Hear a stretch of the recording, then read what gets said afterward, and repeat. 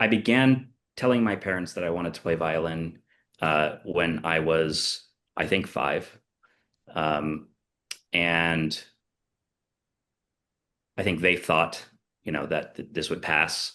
Um, and so I didn't actually begin playing violin until I was able to start in public school when I was in 6th grade, when I was in middle school. Um, and there was a great um, there was a great string teacher in the orchestra program that my parents actually were friends with. He had taught my uncle, who was a really good cellist at a very young age. Um, so I learned how to play violin from and this teacher actually was a cellist also. So I learned how to play violin in that orchestra class. Um, and I wasn't very good. When I first started, most people aren't, I don't think. Um, and we didn't have the ability for me to get any sort of private lessons or to be privately taught.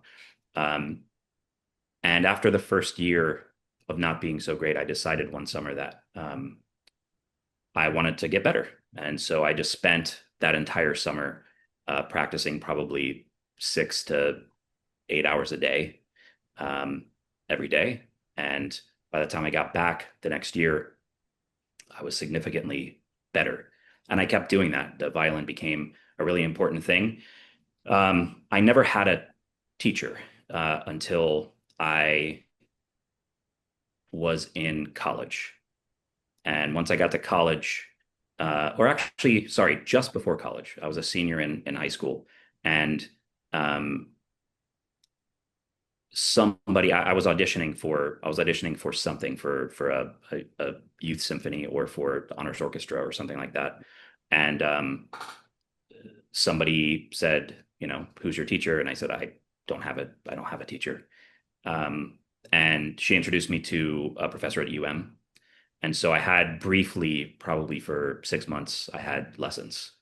But other than that, um, I didn't. Um, but I played seriously through uh, middle school, high school, and for part of college.